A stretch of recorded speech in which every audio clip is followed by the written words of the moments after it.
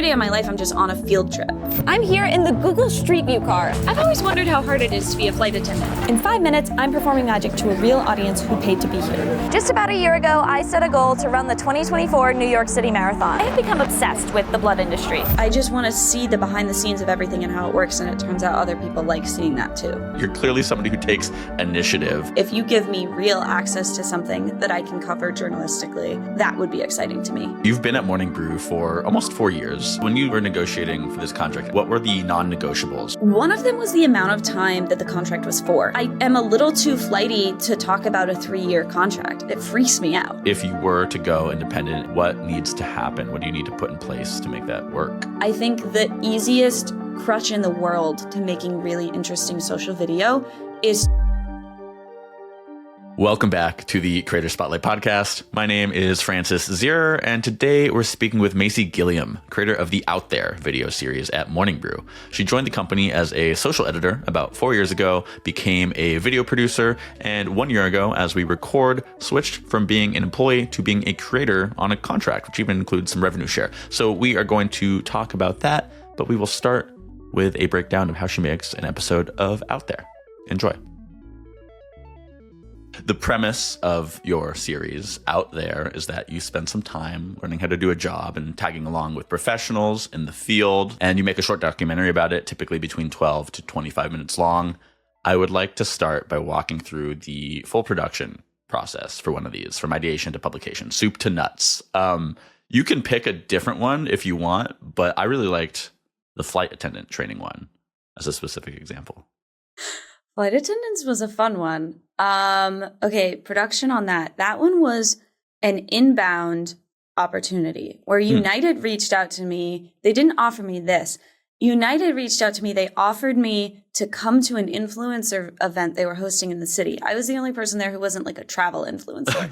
And they were just showing off the new menu in their first class cabins. And like they had examples of the new seats in their cabins. And everyone else in the room is like, come with me today to check out United's like latest and greatest in their Polaris, whatever. And I'm like, no hate to that. That's great content, but it's not what I do.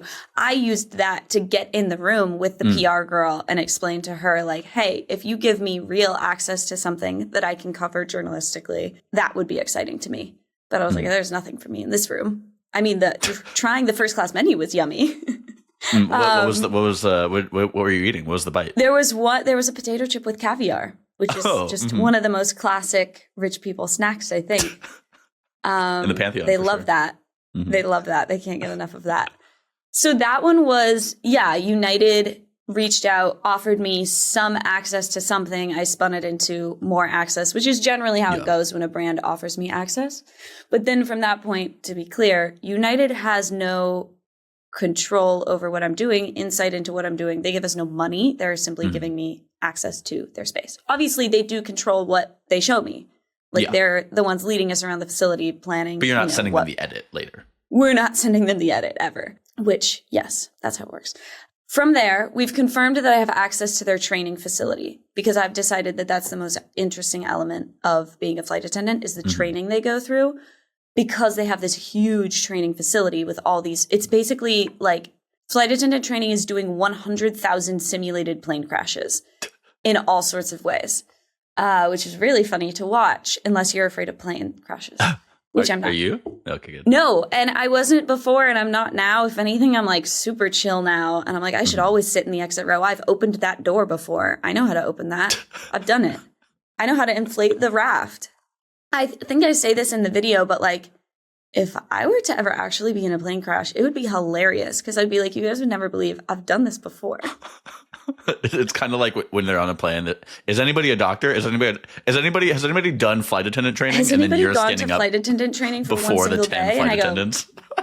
Yes. Okay, well, so one single day. So you get the access, and then it's one day. It's like this video. I think is about 17 minutes long, and this is almost all entirely from the training set. So this is one day of filming, essentially. Generally, the videos are one day of filming with the guest or one day of filming on site, wherever it is. Sometimes there are multiple guests and multiple days of filming that way, but generally it's one day of filming.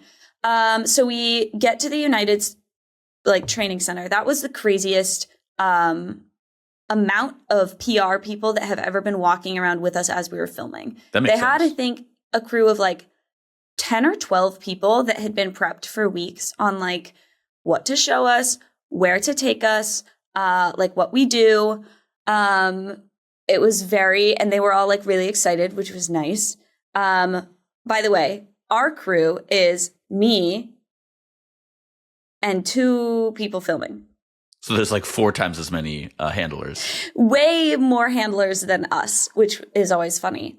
I have them send us a schedule ahead of time of where we're going to be, how long we're going to be in each space. We can go back and forth on.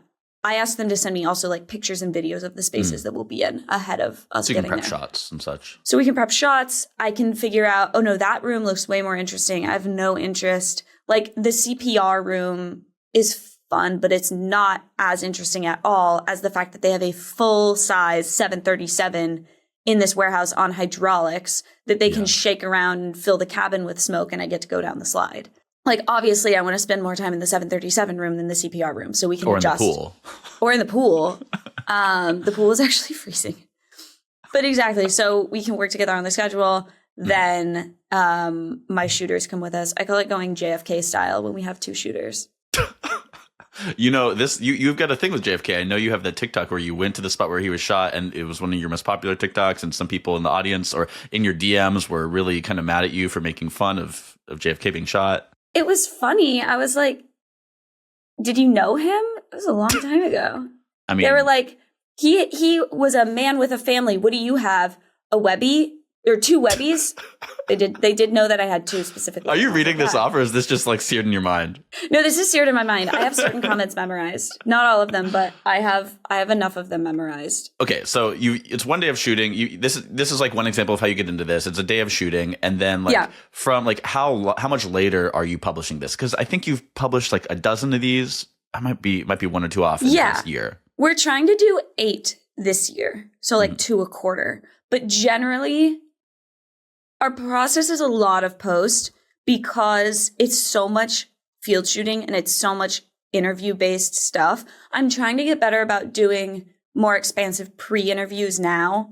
So I have a better understanding of what the story is, obviously, before we film it. I always have a general hunch. It's why I'm making the video in the first place, that I have a hunch that the story is flight attendant training is super hard. There's way more that goes into it than you think. But, you know, it's hard to know these things before you've actually gone and done the interviews and done the filming. So our process is very post-heavy. I would say generally it's about 3 to 4 weeks after we finish all the shoots that the video comes out. You've been at Morning Brew for almost 4 years. It was your second job out of college, I believe, and you joined specifically as a social media editor, I think, to work largely on the Twitter and Instagram accounts. After about a year, you moved to video production. After about another year of that, you are a more senior video producer. And then 1 year ago, about as we record, you switched to this creator contract doing Out There. So we'll get to that in a second. But I'm curious how you moved up into having your own show. From talking to you in the past and watching your content, you're clearly somebody who takes initiative.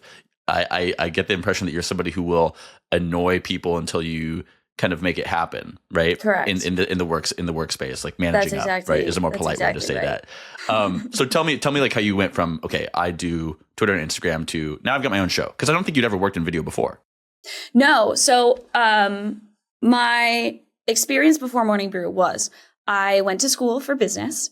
I had internships in social media marketing, some of which I would take it upon myself. I worked at a B2B SaaS company based in Montreal, and I was doing funny, hilarious videos for them that were marketing videos. So this is the kind of way of like, oh, our Gen Z social person has to do the video. Like that was kind of your entree. But yeah, it was like in a marketing perspective, like not in this like media journalism landscape. But I went to school for business, had internships in social media marketing, and was doing some stand-up at the time. And so I think that combination of funny business knowledge, social media knowledge kind of rounded out to be perfect. When I started at Morning Brew, I was running Twitter. I was doing memes on our Twitter. And I immediately joined, and Dan Toomey was doing the bulk of our video at the time. And I immediately told him, like, I love what you're doing. I would love to move in that direction. Anytime you need help with whatever, like, please let me know. So then I would be like holding the camera for Dan or acting in the background of one of his sketches or whatever else. Then I started writing some of my own scripts. They were awful, but I tried. And then after about 6 months, Toomey spun off his show Good Work. And so there was a spot open on the social video team for me to do video full time, since I had been like working my way in that direction. Morning Brew is also a place where we do a lot of internal shifting and people can grow and change, which I think is really awesome. We have a show here that's a podcast called Per My Last Email that is the two hosts of it. One of them is the chief of staff to our CEO, and another one, she does every job in the world, but some of her jobs are like merch and event planning. And these two people have a podcast now. Like, we're very open to people growing and changing their jobs and trying new things. So I start working on the social video team. In that role, I'm doing a daily social video, basically. It's 4 a week. I'm doing sketches, which basically for the first 6 months at least that I was doing the social video job, I was just doing my best Dan Toomey impression. I was like, what has Toomey done before that Can you worked do the in voice, video? the Toomey voice? I can, but he doesn't like it. We do so many impressions of each other around this office. This office is a sickening place to work. The amount of people here who do improv and stand up and can do really good impressions of your other coworkers is heartbreaking. Wait, really? So as an aside here, when I had Rachel Carton on the pod in 2024, I know you've been interviewed in her newsletter, link in bio too. If anyone is listening and is not subscribed to Link in Bio, great newsletter, must read if you work in social at all. But I asked her like, if there was like one common thread that she'd seen among the people who are best at social media content. And she said that they all have some background in improv comedy. And you're talking about this. I know that Morning Brew has specifically paid for you and presumably some of your colleagues as well to take improv classes as well. So I think you said a second ago that you had messed around with that a little bit before joining Morning Brew. But tell me about like, I mean, I guess not just you, but the degree to which Morning Brew encourages people to do this, and then what you've learned from that and taken into your job. Yeah, absolutely. Morning Brew is super supportive of that. Like company-wide, we have a reimbursement for any class you want to take that's like not related to your job, where they'll pay for like 50% of it or something, I think to a certain amount a year, which is nice. But when it's a skill that's related to your job, which with my job, I actually did sketch comedy at UCB. But yeah, I've been thinking about doing improv maybe. Okay.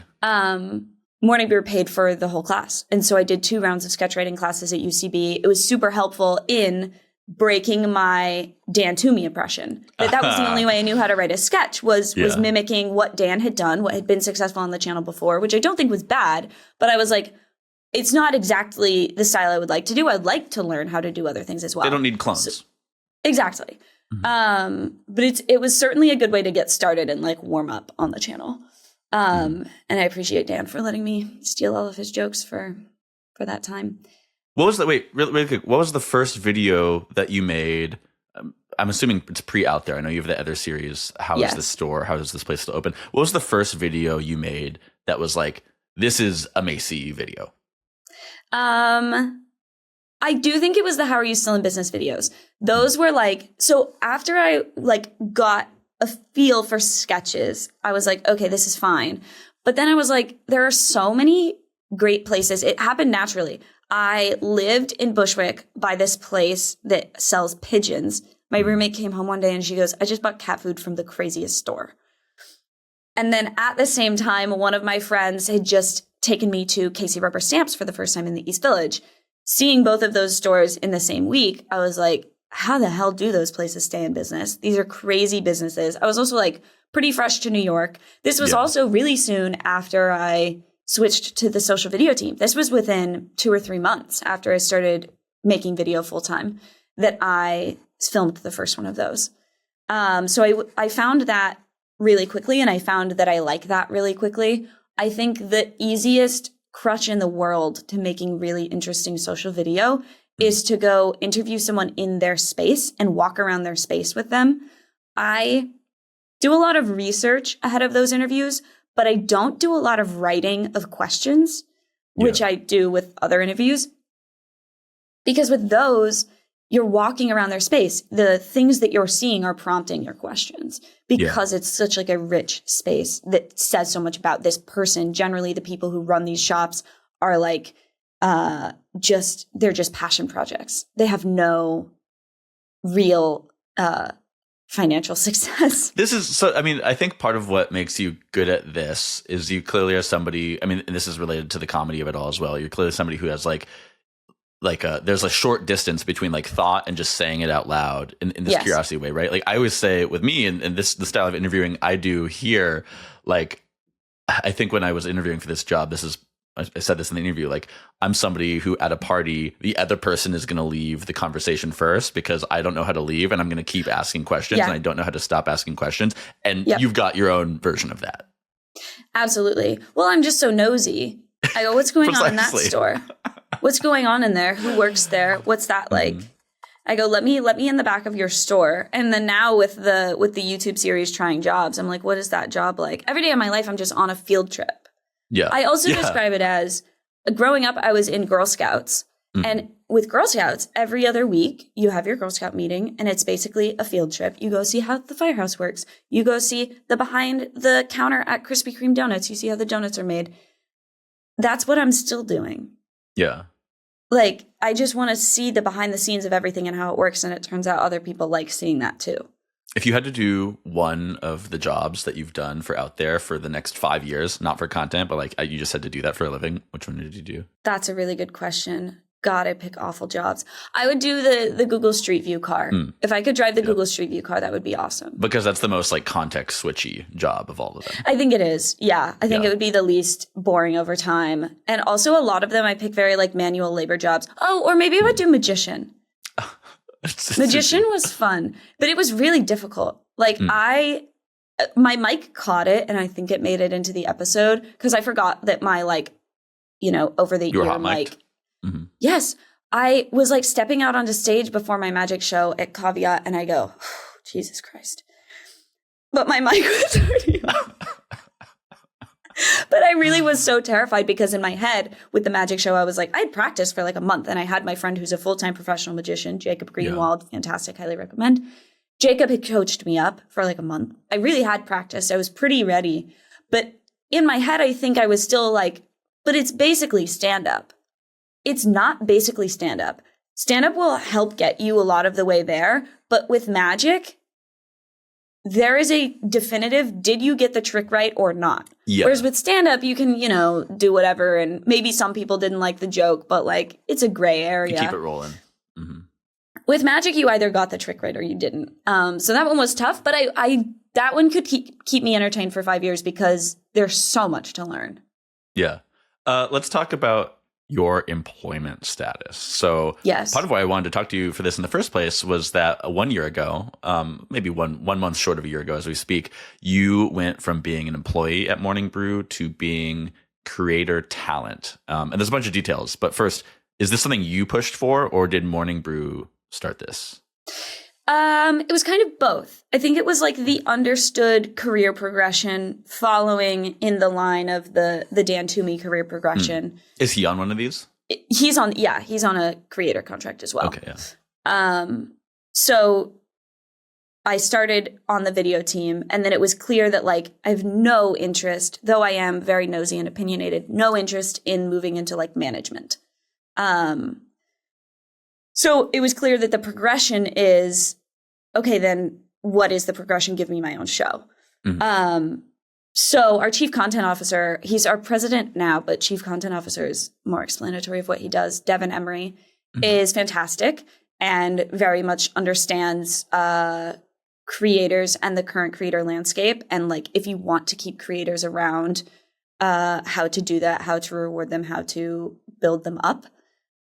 So Devin, I think, initially brought it up and was like, by the way, this is the career progression I see for you. Do you see this as well? And about a year before we started building Out There, he was like, I think I had made a YouTube video or two at the time that were already in the style of Out There. We just weren't calling it its own show yet. Yeah. But it was the DoorDash one. And I think the hot dog one was also in that And those time. ones did really well. Right now, the DoorDash one, I was watching it this morning, has 1 million views on YouTube. Yeah. So those, I think I just immediately realized that like that is the style that I liked.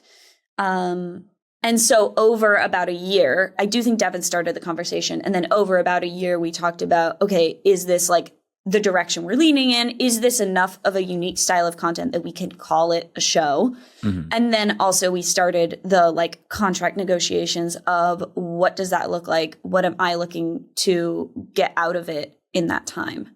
Yeah. What were the like, so when you were negotiating for this contract, I know you'd signed with UTA, right? Talent Yes. Agency. Was that specifically to negotiate this contract, or was that already something you've been doing separately? That was specifically to negotiate this contract. However, it did not end up being helpful to the contract, and I would very much caution other creators to think very critically about what they are looking to get out of signing with any representation, who they are signing with as representation, but like the company as well as the people within the company. There could be a great agent at a very small agency, or there could be agents at a very large agency that are not right for you. I think that there is a lot in the representation space that they have not caught up to the way that things work.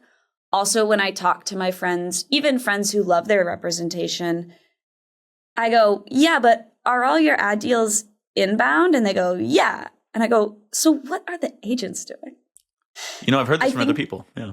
I think it's something that you have to think about because there are other things they can do for you. But if you're wanting them to bring in ad deals for you, that's not what I have heard that most of them are up to. So I think that's tough. But yes, UTA did start the negotiation of my contract. I ended up kind of edging them out by the end because I found it not to be super helpful. When you were figuring out this contract, what were the non-negotiables where maybe there was some mistakes you'd seen peers made, or peers had said like, you got to get this is the thing you got to get right? Like, what were the like core non-negotiables for you? One of them was the amount of time that the contract was for. So it's a 2-year contract term that I signed last April. So I have a year on it left now. I am a little too flighty to talk about a 3-year contract. I'm like, that sounds crazy. I don't like the sound of it. It freaks me out. At that time, too, you'd been at Morning Brew for 3 years. So it'd be like, I've been at I'm Morning going to Brew do for this 3 years all already. again. So I'm like, what? I'm going to be here for the rest of my life, basically. And I do like it here, but it's different to be locked somewhere. Yeah.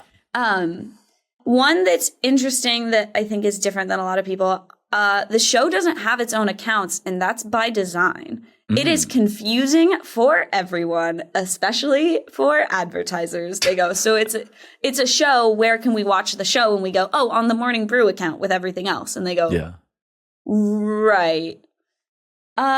Wait. Let's stay on this for a second because this is something I was quite curious about because Good Work, Dan's show, has its own channel, and so like I knew that this was a specific decision. Tell me more about why. It's part of the thing about me not knowing how long I want to be here. And the other part of it is, and part of why I don't want to be here for maybe forever is I don't love tying all my content back to business. I am making the most loosely associated business content in the world. Like, you can only call it business content from the perspective of I'm trying a job and then I'm talking about the industry, but like, it's not what I want to do forever.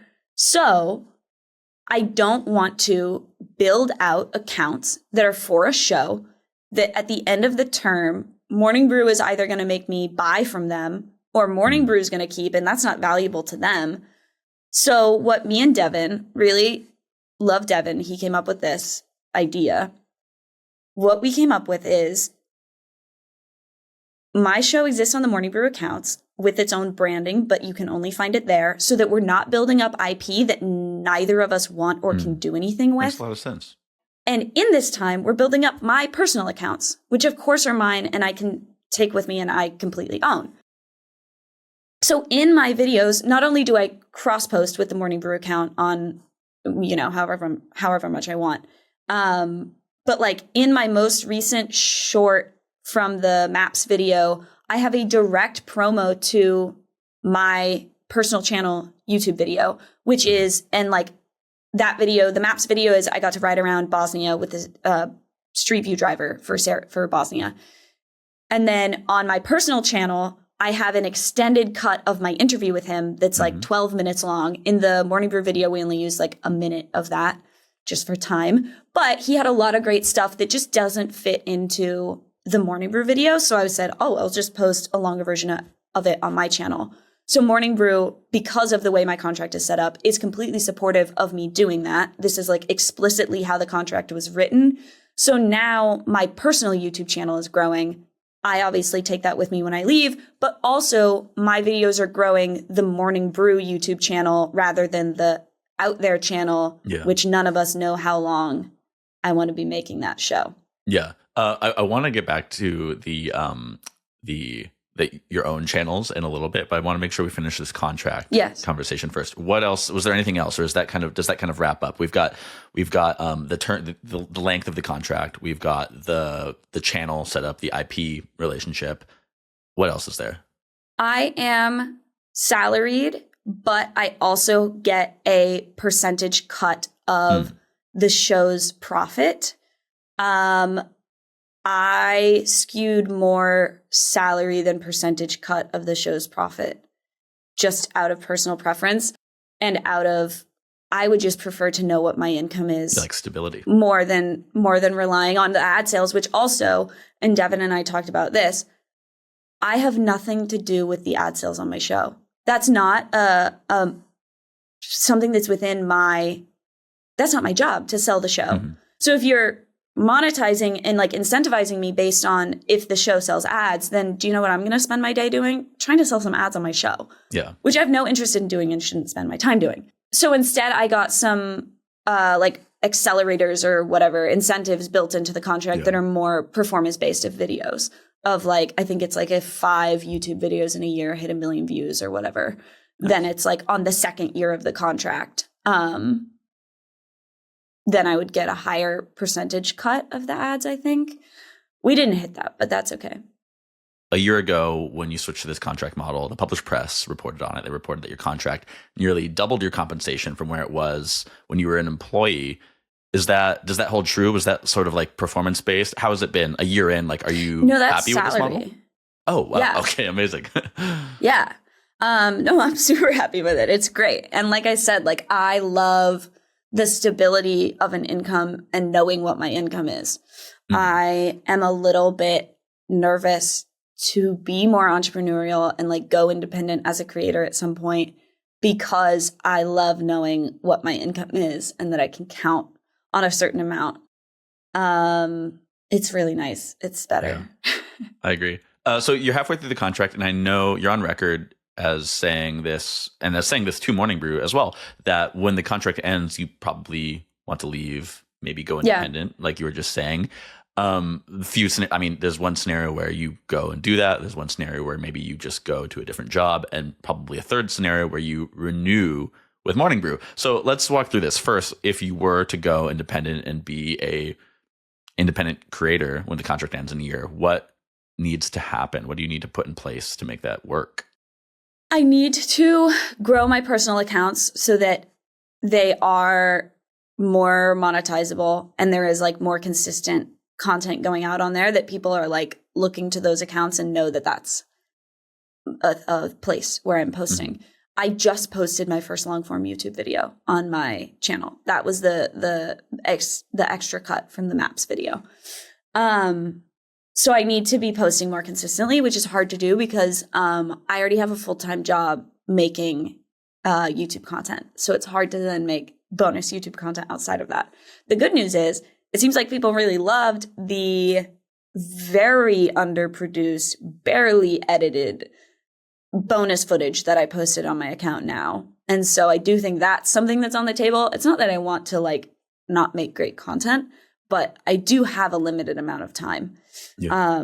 And it's leveraging what we've been talking about, which is like one of your core skills as a presenter, as a host, is just asking people questions and they keep answering them, and then you ask more and they answer them, and so on. Right.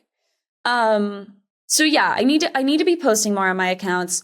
I would like to get some ad deals going on my accounts, which I am allowed to do in my contract. I can, in theory, advertise with certain advertisers. I have to run all advertising on my personal accounts past Morning Brew, and there's a very good likelihood that they say no to some of them because they don't want me selling competitive ads against the ads they're trying to sell on my stuff. Cannibalize. Yeah. Exactly.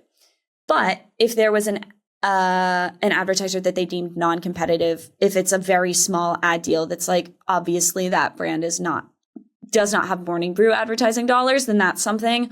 Or we've talked about if it was something where it's like small partnership on Macy's account to like build a relationship with that brand to then speak with them about like a larger Morning Brew advertisement. I would like to be doing a little bit of that just to have at least monetized my personal accounts a little bit before I count on it being my full income. I think those are the main things that would need to happen before I could go independent. What about like a team? You strike me as somebody who really relishes collaborating with people. And, you know, we've already talked about how the business side isn't really a core competency or even something that you particularly want to do. I think that even anybody who is like a solo creator typically has maybe one formal relationship, but certainly an informal network of people like trading advice or like, you know, trading editing feedback on videos, etc. If you were to do this independently, what would you be prioritizing for the people around you, the support system? Yeah. So many of my friends are independent content creators, which is part of what makes me feel like that's possible at all. Mm-hmm. I just have some really fantastic friends in New York who do the same thing and are a little bit ahead of me in their careers and are doing it independently in a way that's very encouraging. I'm like, okay, if they can do it, I know these idiots. If they can manage this, I can't too. This moron. Oh, okay. So what about I would also hire someone to be a shooter editor for me, which is a cost that I need to take into account before I like make sure I can do this. Because I'm not a good editor and I obviously can't film myself, especially with the kind of content I do. Like it doesn't work if I'm like vlogging this. Yeah. Like I want them to feel like little docs. I can't just selfie film this. Speaking of the little docs, so you were recently on a panel at the Future of Nonfiction Video Conference. I was also there. I was facilitating a conversation. I was not on the main stage. Let's make it clear. You were on the main stage. I actually didn't make your panel, shamefully, but it was called Beyond Silos, the Shared Future of Documentary, Journalism, and Content Creation. And I bring this up just because I'm curious how you define your work. You're saying documentary. Is it documentary? Is it journalism? Is it creator content? Do these labels matter to you? I think that it is a mix of all of those things, and it depends on who I'm talking to. When I'm talking to someone who I would consider like a capital J journalist, I describe myself like when I'm reaching out for potential interviews, I say I'm a video producer at Morning Brew. If they are like a capital J journalist, when I'm talking to a small store owner, I describe myself as a video journalist. When I'm trying to like explain to like this old man that runs a shop that sells one thing and this is all he's done for 60 years, I'm like, how can I explain to him what I do in a language he'll understand? So I do think there are like, it's a lot of crossover and I do think it's evolving, but it is, I really liked that panel and I really like what Future of Nonfiction Video does because I do think they all have a shared future and they're very similar and there's so much more overlap between them than there has been before. I think that they're like a proving ground for new talent in the like journalism and documentary space, but I also think it's like a testing ground for people who are already journalists or documentarians to like make something that's a little more low effort or like faster production turnaround time before they, you know, spend a year or so making a feature length doc about something. My favorite example is, do you know about Listers? Listers, the birdwatching documentary. Oh, I do, but only I haven't watched it. I listened to the episode that guy did with Colin and Samir. That's all I know. Yep. His name is Owen Reiser. He is a genius. He made this documentary and then just released it on YouTube. It's a 2-hour documentary about bird watching. I think it is absolutely the future of where so many things are going. He just released it for free on YouTube. You should watch the documentary, listen to the Colin and Samir episode about it. But before the documentary came out, he and his brother were on this road trip to make the documentary. And every single day for a year, they posted an Instagram reel that's like way underproduced, looks nothing like the documentary, is literally just like buddies hanging out, whatever. But it built up an audience, like a core audience, that like 1,000 true fans thing or whatever, where like those people knew that this documentary was coming and they were the first ones there being like, wow, this is what we've been waiting on for a year. So I do think social media can play very well into those spaces, can build up an audience and awareness for your documentary. And as Owen proved, can be the space where your documentary is posted. He just posted it on YouTube. Mm-hmm. And he talks about in the Colin and Samir episode, he made more money from posting it on YouTube and posting like a Venmo link, being like, if you loved this, send me money. Yeah. And he said he made more money from doing that than like major streamers offered him to put it on their platforms. It was at least like $70,000. Yeah. It was pretty solid. I wanted to ask one last question about the contract before we move off of that. And I understand too if this is like, I don't really want to think about that yet. But let's say you end up renewing. What would it take for you to renew with Morning Brew? If I renew with Morning Brew, it will be out of convenience and fear. I do like it here. I like it here so much. I'm like best friends with all my coworkers. Like I come here every day and I go, time to hang out with my friends. Yeah. I like it here a lot. But I do think I need to like push myself to do the next big thing. And I think I can't do that while I'm working here. And so I think I do need to like leave the comfort and convenience of salary, same job, like working with all my buddies here. Because I would like my career to move more into like the documentary space. Like I would love to make a feature length doc at some point. Like that is absolutely, what I would like to be doing. Yeah. I can't do that while I'm working here. So if I were to renew here, it would be if I haven't grown my personal accounts to the degree that I feel comfortable with those being my source of income, or found some sort of like other maybe like part-time thing or like collab thing where I would still have like some source of income and then make videos independently as well, which also maybe there's a world in which I do something like that at Morning Brew. But ideally, I would like to push myself out of the nest in a year. Like so many pigeons before you. Like so many pigeons before me, all sold from Pigeons on Broadway. I also lived right by there when I first moved here. But we don't need to get into that. I had some weird experiences. Halsey J. I never saw that store. I ate at there's like Cherokee Diner right next to it. Yeah. I think. I've eaten there, but I never noticed the pigeon place. So when I watched that video, I was like, how did I only lived over there for like 6-7 months. Anyways, you as a public character, right?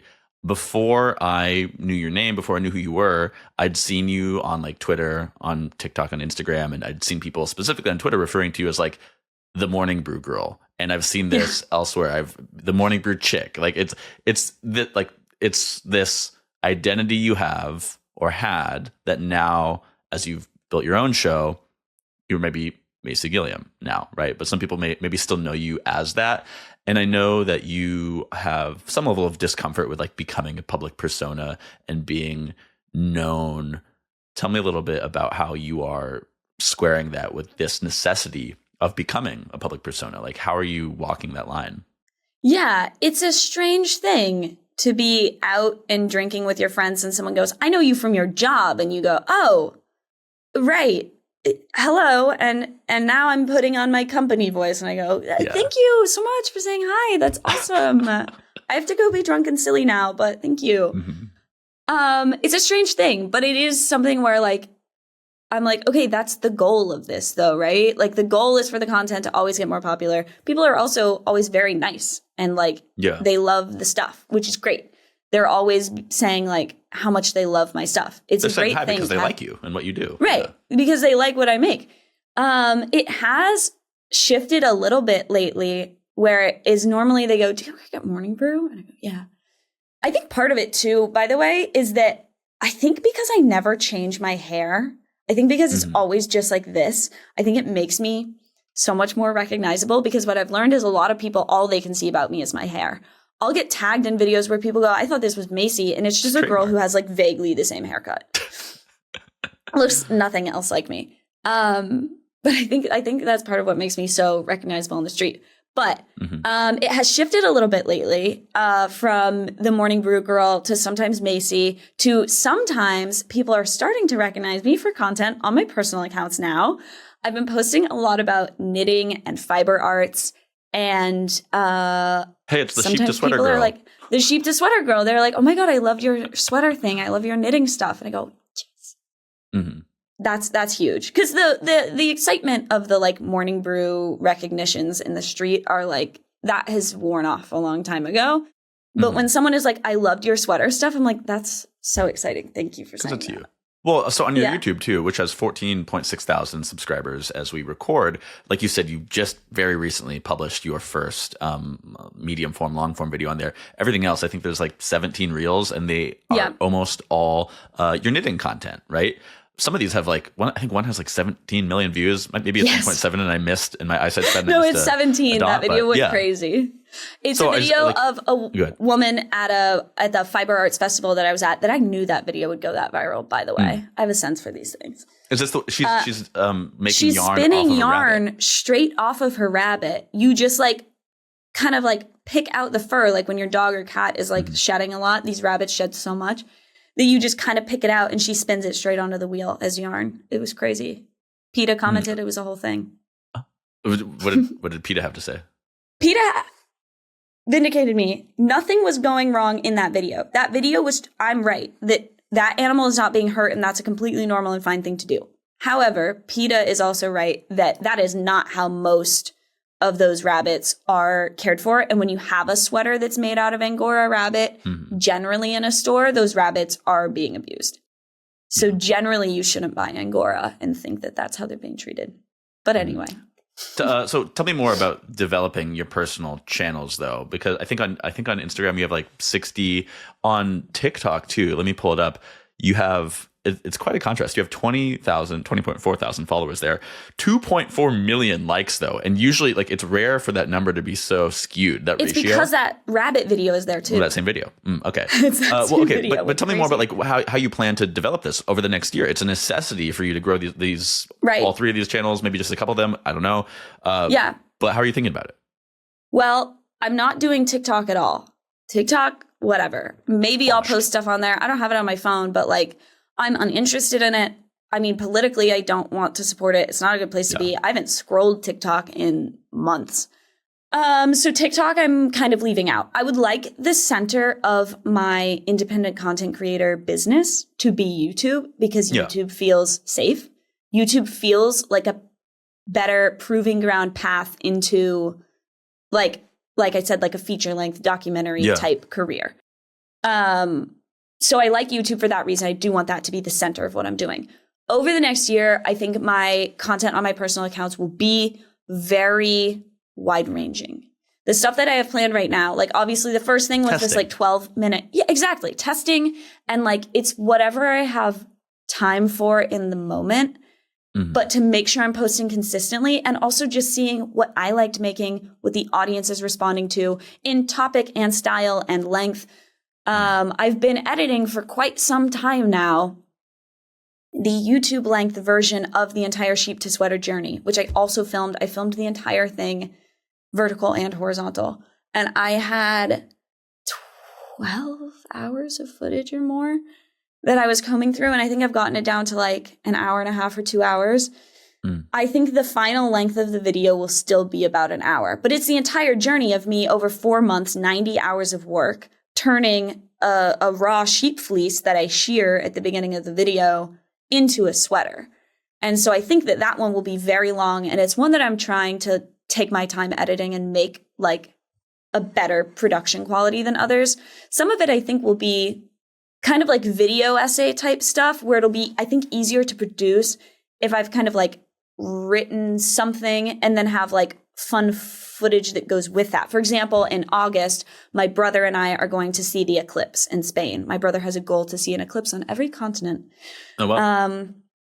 So we're checking off Europe for him this summer. No, that one will be in 2038. Oh, amazing. Yes. hopefully he has enough money for a trip to Antarctica by then. Mm-hmm. He'll figure it out.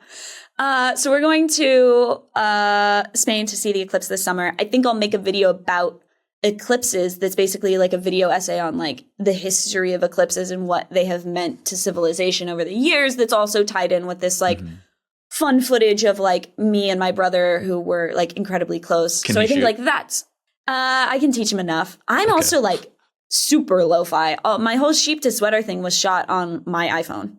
Mm-hmm. I am team lo-fi production. Yeah. So yeah, I think the channels, I'll be experimenting with a lot of stuff on them, but like the name of the game for me is just getting stuff out and trying stuff. I am also gonna be collab posting with the Morning Brew accounts as often as it is relevant. Obviously, the content has to be something that's relevant for both of our accounts, but especially now that you can cross-post on YouTube, I've been cross-posting all my shorts too, and that's grown the accounts a lot. Yeah. Something that we spoke about when we first talked about doing this episode, I'm going to paraphrase what you'd said. I was asking you what you'd want to talk about and asking you about the creator contract, and you expressed anger at people exploiting talented comedians, some of your friends who might not be skilled in the business of social media, and then companies work with them, maybe sign them to a contract that's exploitative. I don't want to paraphrase you too much here, but I'd love you to speak on this. Yeah, I think that there are so many brands creating short form content now that are creating contracts that are like old school, like record deal levels of exploitative, where it's like the creator gets like maybe a small flat fee for participating and then gets like a very small cut of ads, which also I don't think any of those places are monetizing super well either on their short form content. I mean, you don't see a lot of ads on a lot of those like short form video only shows. And I know from friends who have sent me contracts, like they're bad. Like I would caution all creators to like really look at that critically and decide if that's something that you're even interested in. I think the pitch a lot of the time is, oh, well, we'll just handle all of the production. You know, you just have to drop in and be talent. But to what end? Because I mean, also IP is a question there of like, okay, you're building this account, who's getting what? You know, you run the show for 8 weeks and then you don't continue it. Then what do you do?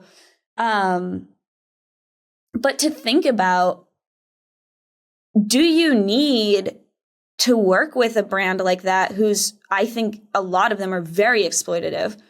Or can you build something on your own for like, it's so easy to film something. Have your friend hold an iPhone. Like we're talking about the kind of shows that like film at the park or film on the sidewalk or film on the street. And it's like, how hard was that to film? What is the production support that they're giving you? How hard was that to edit? You know, maybe there are real benefits for some people, and maybe some people really do appreciate the idea of just dropping in somewhere, of, you know, the other shows on these networks, you know, maybe helping promote at the start. But I caution all of my friends, especially the ones who've sent me the contracts they're getting, that like I have not seen one that I think is fair. And I do think that they're just taking advantage of the fact that this is such a new space. It is the Wild West. But I think what most people are looking for, creators, comedians who want to make like a serialized vertical video show, I think what most of them need is someone to film and edit. Yeah. You can pay someone to film and edit, or have your friend film and you edit. And you can end up largely in the same place, except for when an advertiser comes in, which again, these advertisers, when they come in, are inbound. They see the show and they want to advertise on it. Then you get that money instead of, you know, you getting a very small percentage of it per your, you know, whatever contract. I think it's a super predatory thing in the creator space right now that is so frustrating to watch. So on an optimistic angle on this, though, it sounds like the way Morning Brew does this is thoughtful and considered. And like, yes, you know, we're negotiating for certain things, but it sounds like it came from a good place. And this is a business that knows that it serves them and their employees, their talent well to foster young talent, educate young talent, build young talent up, and then those people are going just naturally, such as you, maybe Dan at some point, are going to want to leave, and then they find the next person, and that's sort of the function of a company like this. I just like going back to that to contrast like what a good contract looks like. We were just talking about the exploitative version. Can you speak a little bit more on that of like what are like the green flags in a situation like this? Absolutely. I think you need to know going into a contract what you can and can't do for yourself.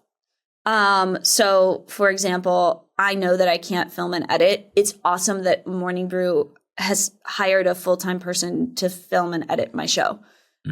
He's really great. I also am the one who got to pick him out. His name is Dylan Avillanosa, and he's fantastic. He actually just started.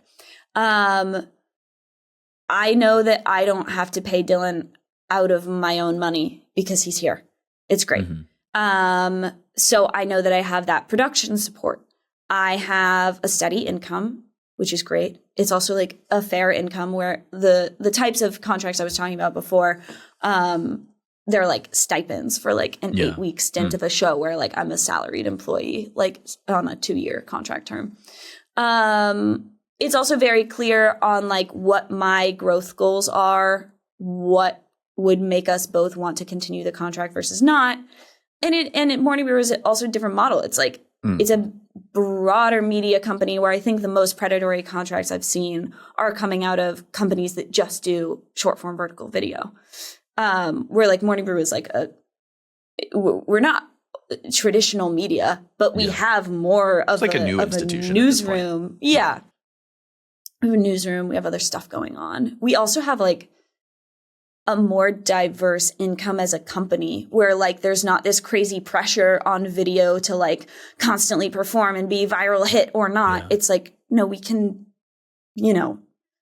be good and grow, but like it's not make or break if our short form vertical video is not bringing in all the money for the company. Because I do think short form vertical video is an incredibly fickle space. Algorithms change, platforms die. Like that's why like moving to be an independent content creator, like I do not want any of my income to be coming from Instagram Reels. God forbid. That is scary stuff. Be YouTube entirely. Yeah. YouTube entirely. I mean, obviously I'm not going to say no to Instagram deals, but like I would like to stay focused on YouTube. Yeah. One more thing I want to leave with. Back to that panel we spoke about, Beyond Silos, the shared future of documentary journalism and content creation. You are not the only talented person up on that stage. I want to know what you took away from that conversation. Absolutely. There were so many interesting people there. Nicholas Bruckman, who makes some really fantastic feature-length documentaries. He's doing something really interesting in the doc space that I had not heard of, where a brand will fund a documentary, but they retain, like he as a filmmaker retains complete editorial and journalistic integrity. The brand never sees it. So the example he gave was Oatly, I think, one of the oat milk companies, paid for him to make a documentary that's some way about milk. Yeah. And then he found this whole thing about how the Got Milk campaign actually bankrupted 1 million like American dairy farmers. Like it was like the worst thing to happen to dairy farmers. The Got Milk campaign, which seems crazy that the thing promoting dairy milk would have done that. So that was really interesting to learn that docs can even be funded that way. I had never heard of that. I believe the doc is called The Price of Milk. Anthony Demieri was there, who is, of course, fantastic. Does all of he runs Melted Solids, which did all of Zoran's campaign video. Anthony and I first met because he also films Subway Takes, some episodes of Subway Takes, not all of them anymore. So we met while he was filming my Subway Take, and then now I, see him around at these type of things. He's so amazing. I mean, everything he does in this space, I think, is very smart, and he does a really great job specifically bridging the gaps between doc work and social, and like how there's like not a line between them. It's in fact very, very, very blurred.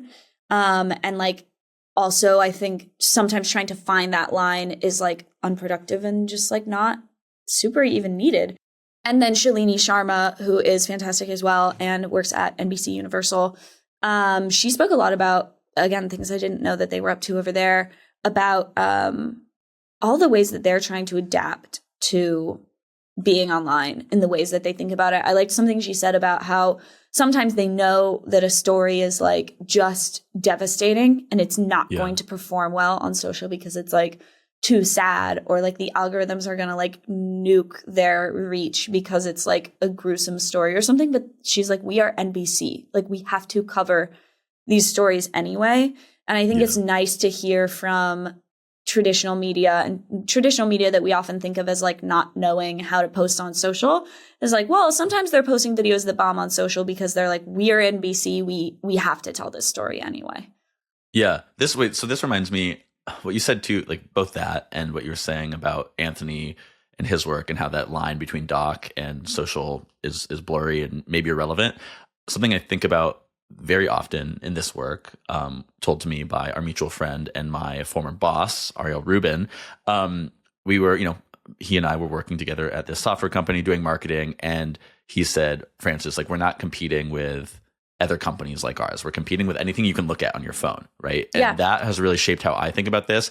And, I think I asked a question of you earlier about this panel about like how you identify your work and whether those labels matter. And to me, I think of these things not as like, it's less about the way to understand how like audiences' relationships with content is less about where it's made and more about the site of consumption, right? Like if you're scrolling on Instagram Reels, everything is entertainment, even if it's news. And that's why something that NBC posts that's like a devastating story won't do as well, because everything on Instagram has to be entertainment. And even if it's educational, even if it's news, it's entertainment at the end of the day. Right. It's majority entertainment, right? I don't know. I'm curious if you have more opinions on that.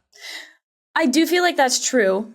I often feel like the best place for like Instagram Reels in that space can be a discovery engine where someone goes, they see a short clip from a doc while they're in the like entertainment Reels headspace, and maybe they file it away for later or go look it up on their laptop or whatever, and then they switch headspace. But I think social as a discovery engine for those things that still don't live on social still does make sense. But yeah, I agree that I think Reels can be a hard space for certain content to thrive. I just think it makes sense for almost everything. It makes like sense at least everything. As a discovery engine. Yeah, that's a great place to end it. Right there. Instagram Reels is everything to me. Instagram Reels is everything to Macy Gilliam. Where should people go to find your stuff? I'm at Macy Gilliam everywhere. Particularly, please go subscribe to my YouTube, which I am super excited about and have lots of fun stuff coming out on soon. Perfect. And Thank Instagram, you, of course, which is everything to me. Instagram is everything to her. Listener, we'll see you next week. Listener, you are everything to me. Ciao. Hi there, my name's Tom. I'm the producer of the Creator Spotlight podcast. I've just made a playlist on our YouTube channel of our top 10 episodes. So whether you're new here or you've been watching and listening for a little while, check out that playlist to make sure you've seen and heard our top 10 most popular episodes. I'll keep the playlist updated as the top 10 changes. If you're on YouTube, just click on that box over there. That's our top 10.